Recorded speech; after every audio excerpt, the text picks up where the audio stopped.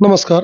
दरअसल सिमरिया विधानसभा में आप देख रहे होंगे कि जेएमएम भाजपा जो है वो अपनी-अपनी चुनावी घोषणा पत्र एक तरह से हालाँकि जेएमएम का घोषणा पत्र तो आप देख ही रहे हैं कि पिछली बार का भी घोषणा पत्र पूरी तरह से कोरा है।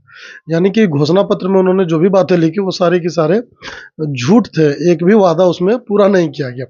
लेकिन भाजपा घोषणा पत्र के अनुसार अब तक का ये रिकॉर्ड है, आप केंद्र सरकार में देखेंगे या जहाँ भी भाजपा की सरकार है, घोषणा पत्र में शामिल अमुक बिंदुओं को वो उठाती है।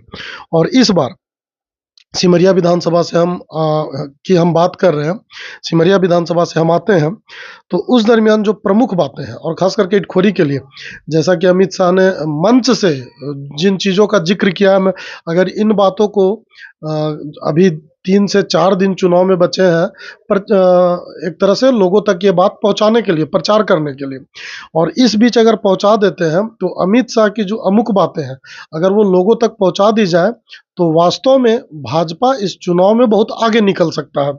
जैसे मैं पहले तो इटखोरी के लिए, इटखोरी मयूरहंड के लोगों के लिए या संपूर्ण चतरा जिला हम कहें, इटखोरी मयूरहंड के लोगों के लिए तो गर्व की बात है, लेकिन संपूर्ण चतरा जिले के माँ भद्रकाली मंदिर कितना महत्व रखता है आप समझ सकते हैं।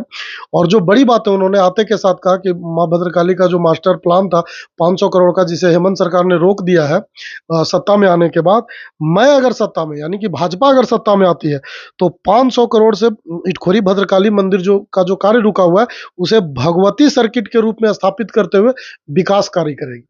यानी कि जो मंदिर का विकास कार्य रुका हुआ है वो प्रारंभ हो जाएगा। ये बड़ी घोषणाएँ थी। दूसरा बड़ा घोषणा उन्होंने किया कि डिग्री कॉलेज और अस्पताल 2 वर्ष के भीतर और बच्चियों के लिए विद्यालय, ये 2 वर्ष के भीतर अगर भाजपा सरकार झारखंड में बनाती है, तो वो स्थापित करेंगे। उसके बाद उन्होंने कहा कि 2026 में झारखंड ही नहीं, पूरे देश से नक्सल समाप्त करूँगा। आपको पता होगा कि अमित शाह गृह मंत्री हैं देश के, तो ये वादा वो कर सकते हैं। उन्होंने झारखंड पर फोकस किया कि 2026 तक नक्सल मैंने पहले भी जब सुनील सिंह के चुनाव के प्रचार में आए थे, तो उस वक़्त उन्होंने ज़िक्र किया कि यहाँ नक्सल था, यानी 2014 और 19 की बात उन्होंने की, लेकिन वास्तव में नक्सल खत्म हुआ है। और उन्होंने कहा कि अगर हमारी सत्ता इस बार आती है, तो 2026 में हम नक्सल को पूरी तरह से समाप्त कर देंगे और केवल झारखंड में नहीं, पूरे देश में। उन्होंने फिर कहा कि बालू माफियाओं के लिए चुटकी लेते हुए कहा, हेमंत सर लोगों से पूछा कि बालू माफिया को वो रोक सकते हैं क्या? लोगों ने उत्तर दिया नहीं। उन्होंने कहा अगर हमारी सरकार आती है, तो बालू माफिया के सारे लोग जेल के अंदर नज़र आएँगे और बालू आपको जो वास्तविक रेट है बालू का वो आपको मिलेगा। आईटीआई कॉलेज का बिल्डिंग जो तैयार है चतरा जिला में, बनकर कई है, जैसे इटखोरी प्रखंड में भी एक है, हलमत्ता पंचायत में और भी कई जगहों पर है। और सोचिए उसी विभाग के मंत्री चतरा जिला से हैं। चतरा के जो विधायक हैं, वो नहीं स्थापित किया। इनका कहना था कि अगर हमारी सरकार इस बार बनती है, तो 2 साल के भीतर हम आईटीआई कॉलेज को प्रारंभ कर देंगे। उसी तरह उन्होंने कहा वृद्धा और विधवा पेंशन हम बढ़ा के 2500 रुपया कर देंगे। आप समझे, महिला के लिए विधवा और वृद्धा पेंशन जो है वो 2500 रुपया कर दिया जाएगा। गोगो दीदी योजना के तहत प्रत्येक बच्चियों को 2100 रुपया दिया जाएगा और गैस सिलेंडर प्रत्येक महिला के नाम से, चूंकि उज्ज्वला योजना आपको पता है, वो प्रत्येक गैस सिलेंडर जिसका रेट अभी 1200 है, वो 500 रुपये में झारखंड में मिलेगा और दीपावली एवं रक्षाबंधन में 2-2 सिलेंडर मुफ्त भी मिलेगा। ये अमित शाह ने घोषणा किया है महिलाओं के लिए। तो आप समझ सकते हैं कितनी बड़ी है। उसी तरह से उन्होंने कहा है कि जो दलित विरोधी, एक तो उन्होंने हमला किया है विपक्ष पर, कहा कि विपक्ष जो है वो दलित विरोधी है। और मैंने यानी कि भाजपा ने बाबा पंचशील योजना के तहत या पंचशील जो प्रतिमा स्थापित किया, उन्होंने कहा कि भारत ही नहीं, मालदीव में हमने किया, लंदन में किया, नागपुर में किया, दिल्ली में, मुंबई में बाबा भीमराव साहब अम्बेडकर का उन्होंने प्रतिमा स्थापित किया और आज के युवाओं को बाबा साहब से जुड़ने के लिए प्रेरित किया है। ये उनका कहना है। अनुसूचित जाति बजट को 1,65,000 तक ले गई है भाजपा सरकार केंद्र में। यानी अगर आप भाजपा को अनुसूचित जाति विरोधी कहते हैं, तो ये भी गलत है, क्योंकि उन्होंने अनुसूचित जाति का जो बजट था वो काफी अत्यधिक बढ़ा दिया है। फिर वो आगे कहते हैं झारखंड में पिछड़ा समाज के लिए किसी का आरक्षण बिना काटे हुए 27% आरक्षण हम देने का कार्य करेंगे अगर हमारी सरकार आती है, तो हर युवा को 2,000 रुपया बेरोजगारी भत्ता के रूप में हम देंगे।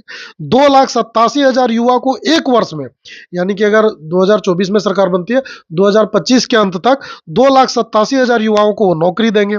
50 लाख तक की अगर जमीन खरीदी जाती है महिला के नाम से, तो 1 रुपया का स्टाम्प ड्यूटी लगेगा, जो पहले भी था। जब हेमंत सरकार आई तो उसको खत्म की। 10 सरकारी मेडिकल कॉलेज खोलेगी भाजपा की सरकार अगर झारखंड में आती है तो। आयुष्मान भारत योजना एवं जीवन धारा योजना के तहत 10 लाख तक का इलाज मुफ्त किया जाएगा और 5 लाख तक का इलाज किसी भी 70 वर्ष के नागरिक का, यानी कि 70 वर्ष के ऊपर के जितने भी नागरिक होंगे उसका 5 लाख तक का इलाज बिल्कुल मुफ्त होगा। किसानों के लिए धान जो है 3100 रुपये क्विंटल खरीदी जाएगी। दलहन भी एनएसपी के आधार पर खरीदा जाएगा। बाबा बैजनाथ एवं बासुकीनाथ जो मंदिर है उसका 500 करोड़ खर्च कर बड़ा तीर्थ स्थल बनाएगी। ये भाजपा सरकार के प्रमुख घोषणाएं हैं। इन घोषणाओं को अगर जितना समय अभी बचा हुआ है प्रचार प्रसार के लिए 11 तक का समय है, लेकिन 12 को भी प्रचार किया जा सकता है व्यक्तिगत तौर पर। तो अगर इस बीच महिलाओं को जो गैस सिलेंडर है, वृद्धा पेंशन है, गोगो दीदी योजना है, 2-2 सिलेंडर मुफ्त की बात है, यह बता दिया जाए। युवाओं को रोजगार जो देने की बात है, युवाओं को बेरोजगारी भत्ता जो देने, ये सारे चीजों का अगर प्रचार प्रसार किया जाए तो मैं ये कह सकता हूं कि और खास करके इटखोरी और मजूरन के लोग भद्रकाली मंदिर का जो विकास है उस पे बात है, तो आसानी से भाजपा सिमरिया विधानसभा का सीट निकाल सकती है, क्योंकि इतनी बेहतर योजना कोई अन्य सरकार कभी किसी को नहीं दे सकती है। धन्यवाद।